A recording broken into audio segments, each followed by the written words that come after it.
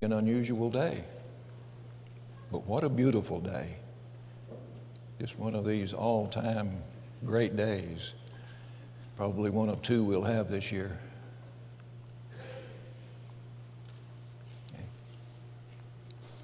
I've asked Steve to lead us in a word of prayer before we begin our class. So, Steve. Heavenly Father, we're so very grateful to be here. Father, we understand that you are the creator of all things, and we understand that we are here by your wishes, that without your wanting us to be on this earth, we would not be here. And Father, we ask you to help each one of us to understand that you had a plan for us, that you sent your Son to die on the cross for our sins, and that gave us a path to heaven, and let us all be grateful for that. Father, we ask you to be with all the teachers, but especially Jim here in this class. Help them to remember the things that they've studied and present them in a way that will help us to put them to work in our lives, and so we'll be better off afterward. Father, we ask you to forgive us when we fail. In Christ's name we pray. Amen. Amen. Thank you, Steve. Stephen, you can go ahead and put up the slides for the judges. Now, I know that if you're in the back, you can't read that. You can't read all of it. If you're in the front, it may be difficult. But that slide pretty well summarizes all of the judges and a lot of facts about them. We can kind of zero in so that those of you in the back can read part of it. But there are 14 judges that judge Israel during this period of time. And the time is about from 1400 to 1050. So these 14 judges, it's going to be about a 350-year period. When we just read the book, it seems like that it's going pretty rapid fire and it doesn't cover much. But when we stop and think of the amount of time, and we can see that the changes are really fairly slow in terms of years. Judges is a terrible period of time for the Jewish people. It's a cycle that they're going to undergo these really 14 times. They're going to have a period when they lapse into sin by worshiping foreign gods. A judge is going to be raised up to lead them out of that apostasy, and then they'll have a period of rest, and then they'll go back into it, and that cycle is going to be repeated over and over again. When I left here last week, that was really about all that I'd really planned to do on the judges, but then I spent the week reading about them, and it's just not in my nature to skip over a lot of this stuff. It's just not. So I'm going to spend a little bit of time going over each one of the cycles. And I'm going to try to spend as much time on the group of people that's chosen to oppress the Jews as I am what the judges actually do to bring the people back. We spend a lot of time studying some of the judges, Deborah, Gideon, Samson. So we kind of have an idea of the judges. But it's interesting to see who God raises up and who he chooses to oppress the people during this period of time. Okay, this 1 through 9 list of the judges, their names and where they're found. And go and skip down to the last section, Stephen. And that goes from Jar through Samuel. A lot of information there. Now go ahead and go to the full screen. I know you can't read this, but those of you that are close can kind of follow along with what's going on. This gives the years of service and the peace that they're going to have with each judge, and the years that the Israelites are going to be oppressed. And that, if you total up those years, it's going to be almost a third of the time of those 350 years that the people are going to be oppressed, where they're going to be in servitude to a foreign group. Just a difficult time. And if you want to follow along, I'm going to try to just go through the book and pick out various passages and talk about them, so you can follow along pretty closely if you'd like to. Beginning in Judges, chapter 1, verse 1. Now after the death of Joshua, it came to pass that the children of Israel asked the Lord, saying, Who shall be first to go up for us against the Canaanites to fight against them? And it seems to me like that's a kind of a strange question. Very definitely a change from what we had seen during the time of Joshua. Joshua controlled the entire group of people, and the question was not who is going to lead us, but who are we going to take next? We're going from a period of time where the people were unified under Joshua to a time where they are not unified.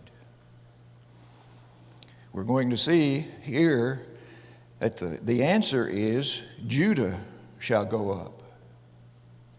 Then Judah, in turn, enlist one of the other tribes to help, with the idea that they would help each other. But the other 10 tribes are not involved. It's more of an individual effort.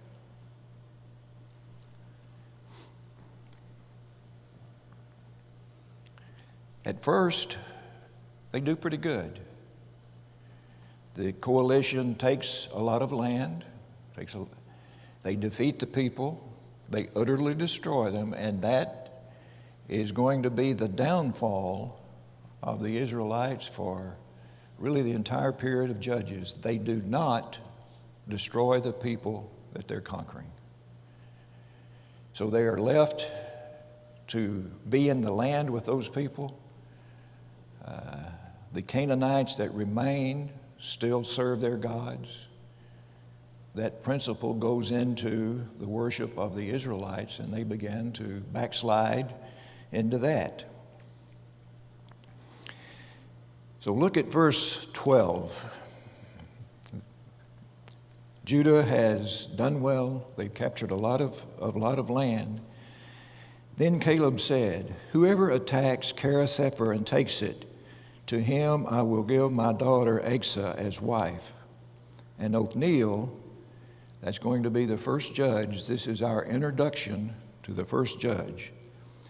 The son of Caleb's younger brother took it, so he gave him his daughter Asa as wife. Now it happened when she came to him that she urged him to ask her father for a field. And she dismounted from her donkey, and Caleb said to her, What do you wish? So she said to him, Give me a blessing, since you have given me land in the south. Give me also springs of water. That's one of those instances in the Bible that I read and I think about and I research, and all I can say is, what am I missing? Why is something like that included in this section of the Bible? I have no answer. It's just an interesting thing that this man's daughter asked him for first land and then water to make the land useful. Anybody have any ideas? What's significant about that? My answer is, I don't know. Now, I'm in verse 16 now. Now the children of the Kenite Moses' father-in-law went up from the city of palms with the city of Judah into the wilderness of Judah, which lies in the south near Arad, and they went and dwelt among the people. Who are the Kenites? They apparently here are non-Jews. So is this a reflection of the fact that their Jews or the Israelites are not doing what they were told to do? Here they are allowing Kenites. Kenites are a branch of Midianites. Midianites are going to oppress the people for a long time, be one of the major oppressors that we're going to look at. So is this an example of the people not doing what they're supposed to do and allowing non-Jews to live with them?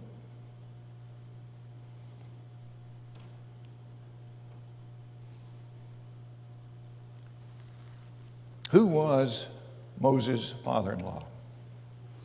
The prince of Midian.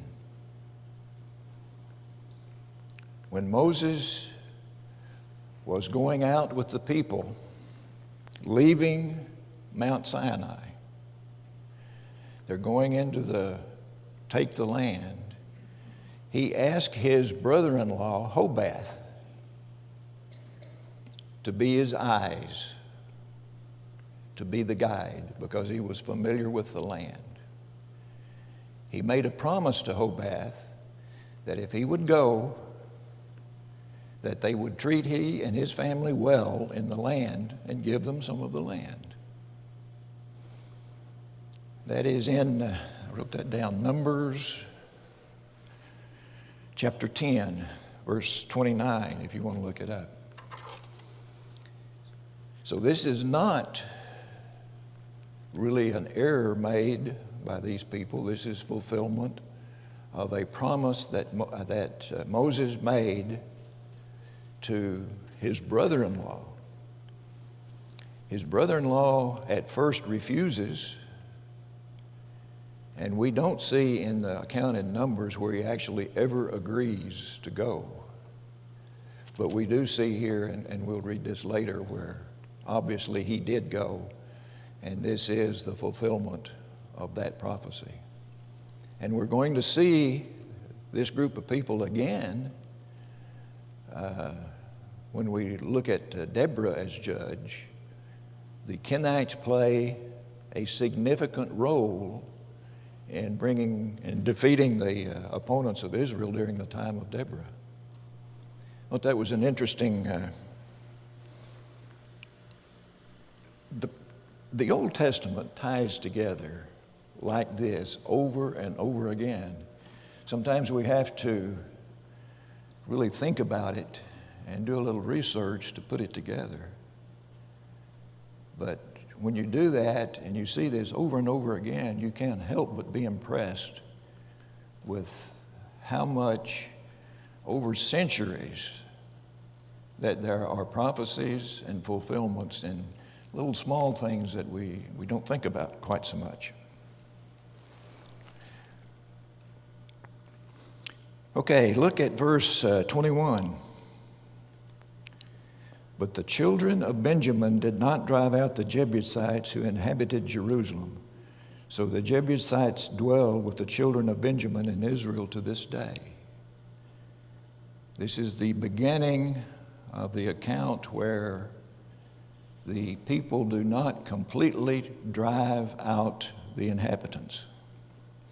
Verse 27. Manasseh did not drive out the inhabitants of several cities and villages, but they did put the Canaanites under tribute, but did not completely drive them out. 29. Ephraim did not drive out the Canaanites completely. 30. Zebulun did not drive out the inhabitants. 31. Asher did not drive out the inhabitants. 33, Naphtali did not drive out the inhabitants, but put them under tribute. Verse 34, the Amorites forced the children of Dan into the mountains, for they would not allow them to come into the valleys. The majority of the tribes, and here again, they appear to be individually working to drive out the inhabitants of their allotted land. They don't combine. We do see through some of the judges that they have the ability and the charisma to convince a group of them, but never more than 5 or 6 of the tribes band together during this period of time, with one exception. They do all band together to fight against one of the other tribes, which is kind of an awful scenario to think about. And that's how the book ends, with all of the tribes fighting against Benjamin. Chapter 2, God begins to tell the people that He's unhappy that they're not completely driving them out. Verse 2, and you shall make no covenant with the inhabitants of the land. You shall tear down their altars, but you have not obeyed my voice. Why have you done this? I also said I would not drive them out before you, but they shall be thorns in your side. This is Him telling the Israelites what's going to happen through time. Verse 7 recounts the death of Joshua, very much the same that we read about at the end of the book of Joshua. And verse 11 begins a summary of really the book of Joshua. Begins with the children of Israel did evil in the sight of the Lord and served the Baals, and they forsook the Lord, God of their fathers, who had brought them out of the land of Egypt, and they followed other gods from among the gods of the people who were all around them. And in verse 14, the anger of the Lord was hot against Israel, so He delivered them into the hands of the plunderers who despoiled them, and He sold them into the hands of their enemies all around, so that they could no longer stand before their enemies. Things would get so bad that He would bring outsiders to oppress them to the point that they would come back to Him. Verse 16, nevertheless, the Lord raised up judges to deliver them out of the hand of those who plundered them. And then we're told why in verse 18. The Lord was moved to pity by their groanings because of those who oppressed them and harassed them. And it came to pass when the judge was dead that they reverted and behaved more corruptly than their fathers by following other gods to serve them and bow down to them. So there we see the cycle that's going to be repeated this 14 times. They're going to serve other gods. They're going to have someone oppress them, and the judge is going to be raised up to bring them back. In chapter 3, we see a summary of those people who are left in the land, who are not completely driven out. Namely, in verse 3 of chapter 3, 5 lords of the Philistines, all the Canaanites, Sidonites, Hivites. They're generally people that are non-related to the descendants of Abraham. Most of the Canaanites are always described as being descendants of Ham. So here they are. They're not driving the people out. They are reverting and worshiping other gods. So the first judge, Othniel, is raised up. So the children of Israel did evil in the sight of the Lord. They forgot the Lord their God, served the Baals and Asherahs. Therefore the anger of the Lord was hot against Israel, and He sold them into the hand of the Cushite king of Mesopotamia. I believe this is the only one of the oppressors that are not inhabitants of Canaan. This is a foreign group. They're from Mesopotamia. It's over around what we call the Fertile Crescent, over near Babylon. The Mesopotamians.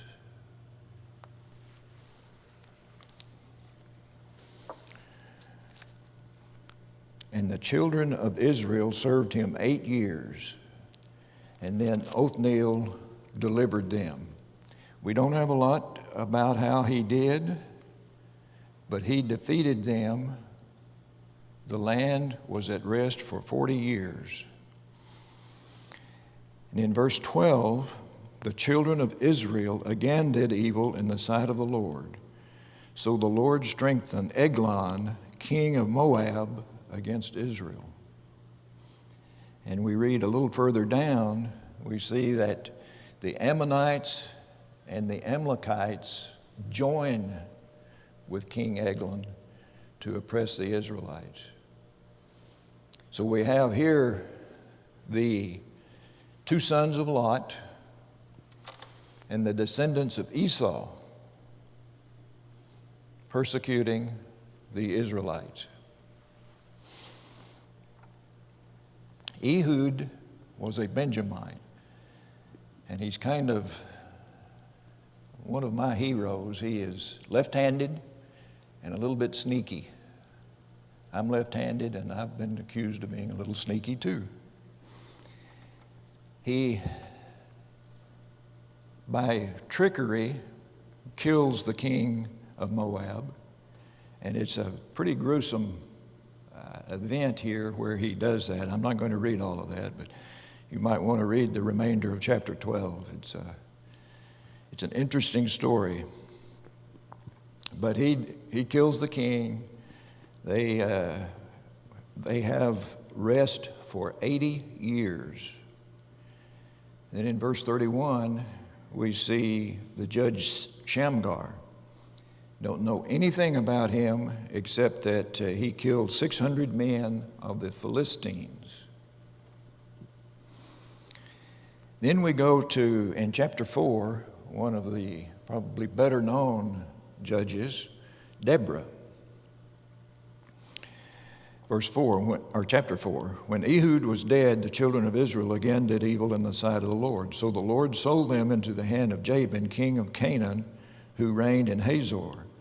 The commander of his company was Sisera, who dwelt wherever. And the children of Israel cried out to the Lord, for Jabin had 900 chariots of iron, and for 20 years he had harshly oppressed the children of Israel. Deborah is, of course, the female judge. She convinces everyone to join together and fight against them, and they are defeated. Go to verse 11. Now Heber, the Kenite of the children of Hobab, the father-in-law of Moses, had separated himself from the Kenites and pitched his tent near the terebinth tree at Zaim, which is beside Kadesh. Now here's where we have absolute confirmation of who the Kenites are. Kenites, the children of Hobab, the father-in-law of Moses, had separated himself. So here they are, and in verse 17, we see that Sisera, who is the commander of Deborah's army, had fled away on foot to the tent of Jael, the wife of Heber the Kenite, for there was peace between them. But this wife, or this Sisera, goes into the tent, goes to sleep, and this wife goes in and drives a tent peg through his head and kills him. So here we have the Kenites playing a significant part of Deborah's win over these oppressors. Verse 23, So on that day, God subdued Jabin, king of Canaan, in the presence of the children of Israel. And the hand of the children of Israel grew stronger and stronger against Jabin, king of Canaan, until they had destroyed Jabin, king of Canaan. Then the next chapter is described as the Song of Deborah. It describes a lot of the events that happened. It describes the tribes that join in the battles. It describes the tribes that do not join in the tribes. She has the ability to bring a few of the tribes together and unite in war. One of the few times that we see that. I know I am racing through this. Is it confusing or is it making sense? I take from that it's confusing. All right. Verse 31, so the land had rest for 40 years. After Deborah, there was peace in the land for 40 years. Then the children of Israel did evil in the sight of the Lord. So the Lord delivered them into the hand of the Midianites. Now the Midianites aren't really truly occupants of Canaan. But who are they? We've talked about this a number of times. They are family. Midian was the son of Keturah, Abraham's second wife. So they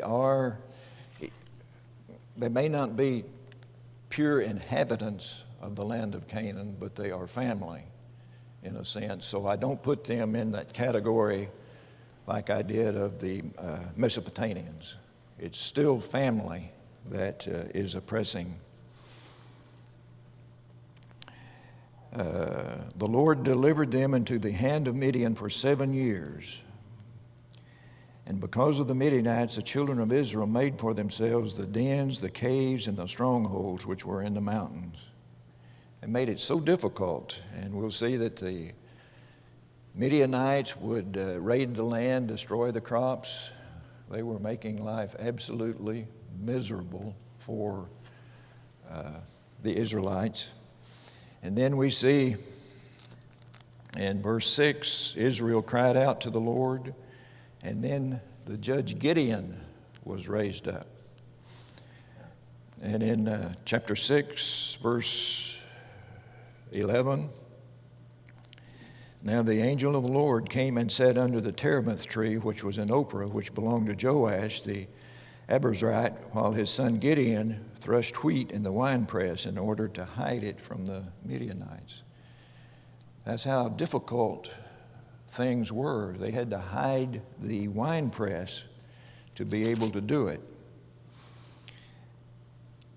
Gideon, when he was told that he was going to be the deliverer, he was a little bit like Moses. He was not all that convinced that he was capable of doing that. Verse 15, O my Lord, how can I save Israel? Indeed, my clan is the weakest in Manasseh, and I am the least in my father's house. So here we see that Gideon is from Manasseh. He's from the tribe of Manasseh. And he asked for signs. He asked, and there's bread and meat that's burned on a rock. He is convinced enough in verse 28 that he does go down and destroy an altar of Baal. Then he asked for another sign, and it's the sign of the fleece. You remember the story where he had the fleece one time where everything was wet around it and it was dry.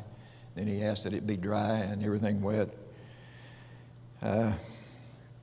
We also see that the Midianites are joined by the Amalekites. So we have really the descendants of Moses' father-in-law, plus the descendants of Esau that are mistreating the Israelites. And we see that Gideon is able to not only have the tribe of Manasseh with him, but Asher, Zebulun, and Naphtali. So here we at least see that there are 4 tribes that are willing to join in the battle against the Midianites. Chapter 7, we see that Gideon has an army of 32,000, and God tells him that's too many. And through a series of events, he brings that down to 300. And those 300, through some deception, managed to rout all of the Midianites. Go to chapter 7, verse 19. So Gideon and the 100 men who were with him came to the outpost of the camp at the beginning of the middle watch, just as they had posted the watch, and they blew the trumpets and broke the pitchers which were in their hands. Then the 3 companies blew the trumpets and broke the pitchers, and that scared the Midianites to the point that they ran. And when all 300 blew the trumpets, this is verse 22, when the 300 blew the trumpets, the Lord set every man's sword against his companion throughout the whole camp, and the army fled. So they were killing each other out of fear, confusion. So they are defeated. Chapter 8, the men of Ephraim said to Gideon, "Why have you done this by not calling us when you went to fight with the Midianites?" And they reprimanded him sharply. So they have really somewhat of a battle between Ephraim and Manasseh here, because the Ephraimites felt left out.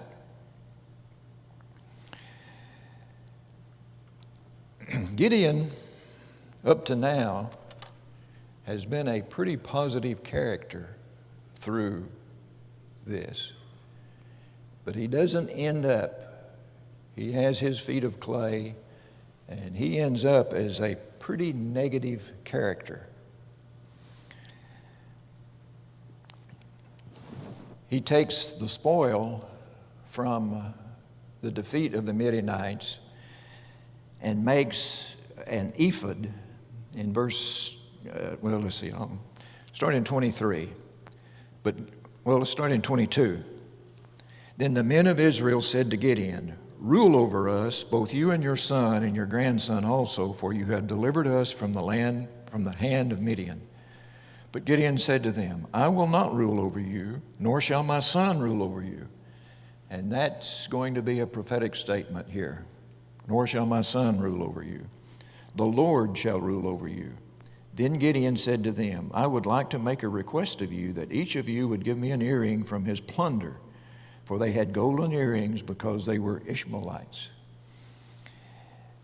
And in verse 27, Gideon made all of this into an ephod and set it up in his city, Ophrah. And all Israel played harlot with it there, and it became a snare to Gideon and to his house.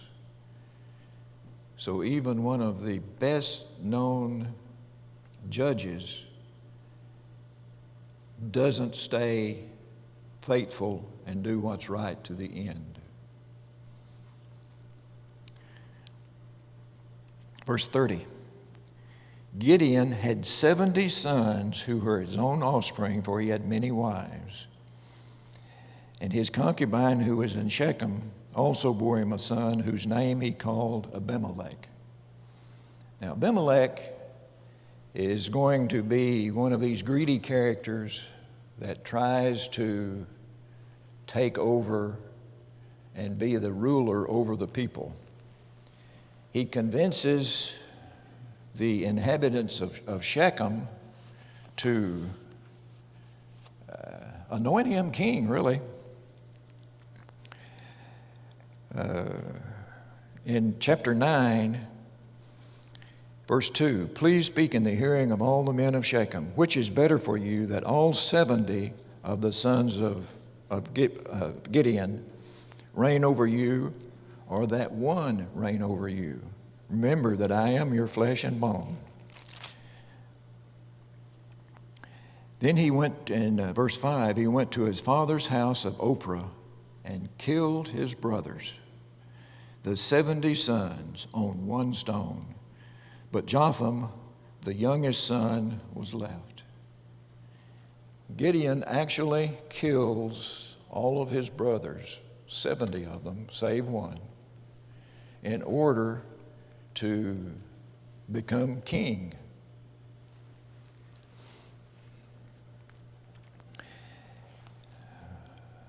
Let's see, where do we? Go to chapter 9, verse 22. He does convince at least the Shechemites that he is their ruler. And after Abimelech had reigned over Israel 3 years, God sent a spirit of ill between Abimelech and the men of Shechem. Abimelech, for whatever reason, becomes unacceptable to the Shechemites. He has a group that is loyal to him. They have a major battle in which Abimelech destroys Shechem. He is on the rampage. And then at the end of chapter 9, a certain woman, Abimelech is actually attacking a tower. And in verse 53, a certain woman dropped an upper millstone on Abimelech's head and crushed his skull. Then he called quickly to the young man, and that's the end of Abimelech's reign. You may actually see Abimelech in some of the list of judges. I don't know. Because he, in some way, has rule over Israel for 3 years. Not as a godly appointed priest, ruler, king, or anything, judge. But he did rule for 3 years. After Abimelech, there was the king Tola. He judged 23 years, and we really don't know anything more about that. And then Jar. In chapter 10, verse 6, then the children of Israel again did evil in the sight of the Lord and served the Baals and the Ashtoreths and the gods of the people. They forsook the Lord and did not serve him. So the anger of the Lord was hot against Israel, and he sold them into the hands of the Philistines and into the hands of the people of Ammon. From that year they harassed and oppressed the children of Israel for 18 years. So again we see the Philistines and Ammon, descendants of Lot, oppressing the people. The Philistines are an interesting people. 3 of the 5 cities that we saw that were listed as Philistine strongholds are still major cities today. There are seaports. We see the Palestinians living in Gaza. Gaza was one of the strongholds. I've seen Gaza described as the largest slum in the world. Ashkelon and Ashdod are still both thriving modern cities, modern seaports, and that was 3 of their major cities. I'm running out of time, so let's skip down to 17. Then the people of Ammon gathered together and encamped in Gilead, and the children of Israel assembled together. And they encamped there. And who is going to fight against them? They don't have a leader at this point. Chapter 11. Now Jephthah the Gileadite was a mighty man of valor, but he was the son of a harlot. And if we read through this chapter, he is actually kicked out of his homeland because he was not acceptable to the full brothers. So he was made to leave, and he joined, in verse 3, Jephthah fled from his brothers and dwelt in the land of Tob. And worthless men banded together with Jephthah and went out raiding with him. So his beginning was a little bit inauspicious. He was not one that you would really expect to be a leader.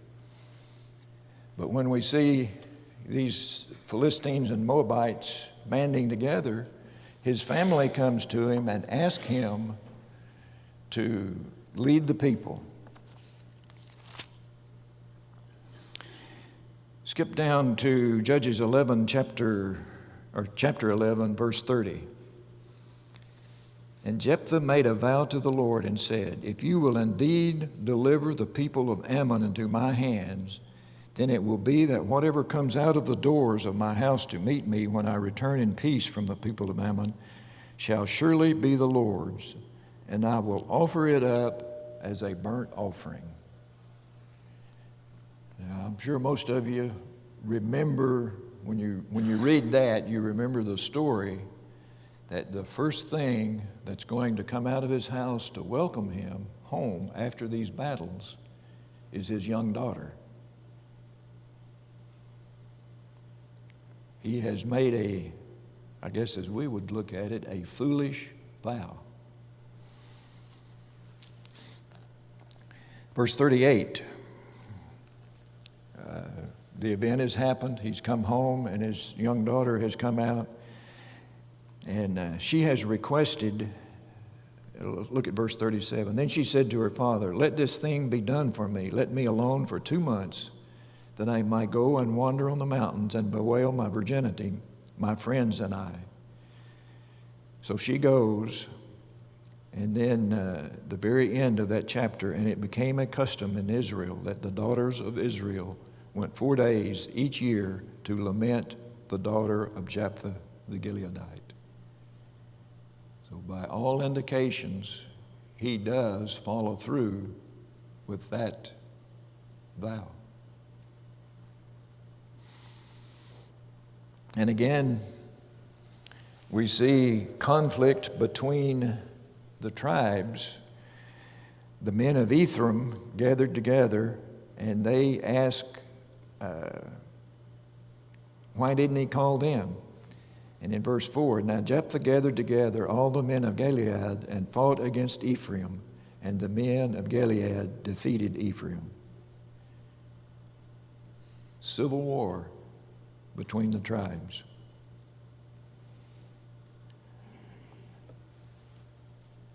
Jephthah judged Israel 6 years. And then we have 3 more that we really don't know much about. Izan, Elon, and Abdon. They're covered in just short verses, no birth, or no information. Then in chapter 13, Samson. Samson was from the tribe of Dan.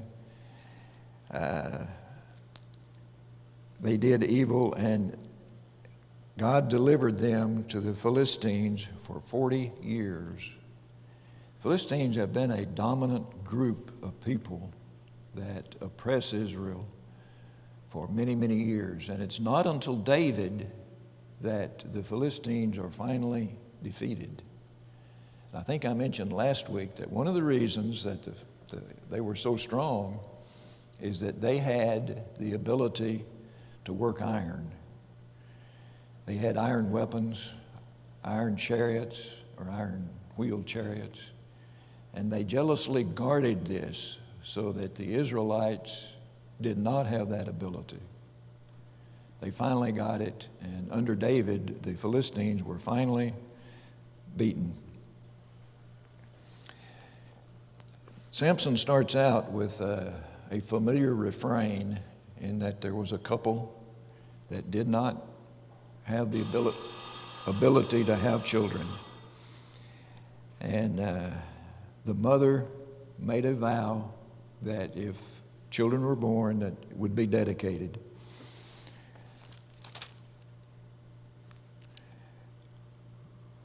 I'm going to skip the birth of that and go to chapter 14.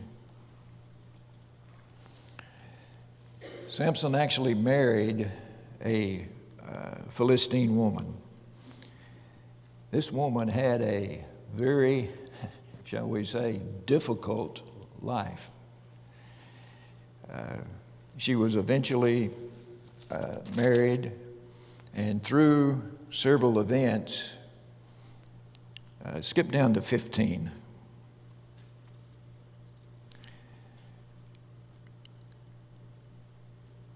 Who has done this? And it's one of Samson's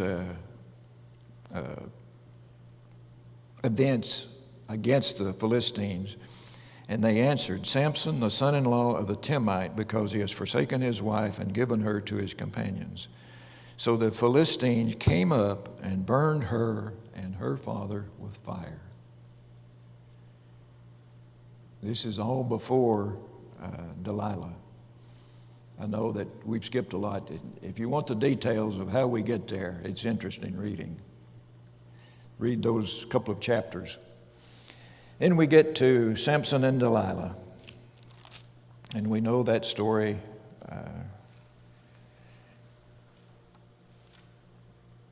Delilah is asked to determine the secret of Samson's strength.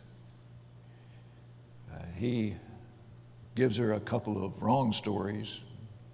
They don't work. So she finally persuades him to give her the true story that if his hair is cut, that he will be weak. So he is captured, and through time, his hair grows, he gets his strength, and he pulls the pillars down and destroys the Philistines. And he kills as many people as he was dying as he killed through his life.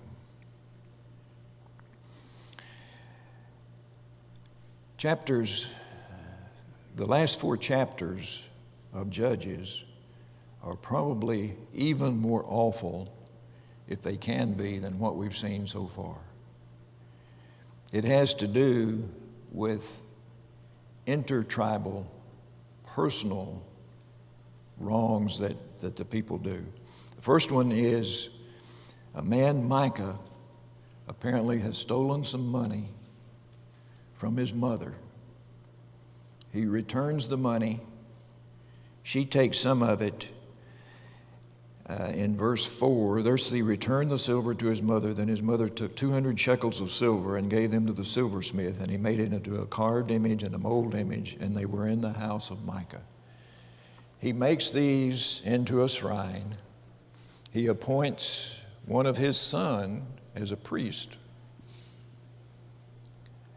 Later on, a Levite comes their way, and Micah convinces this Levite to stay and be a personal priest, if you will. So at least now we've gone to a legitimate tribe for choosing the priest. And a group of people from Dan come in. They take the land, they take this shrine, and take it as their own. So we have not only tribal warfare, but we have continuing the wrong of having the idols in there. The last one is the Levite's concubine. If you remember the story, a Levite is bringing his concubine home from her father's house. They stop in the tribe of Benjamin. They stop in the land of Benjamin for the night. The people from from the town come in, take the concubine, abuse her all night. She is found dead on his doorstep the next morning. He cuts her into 12 pieces, sends it out to all of the other tribes. They all band together, attack Benjamin, almost totally destroy the tribe. There is 600 men left of this tribe of Benjamin.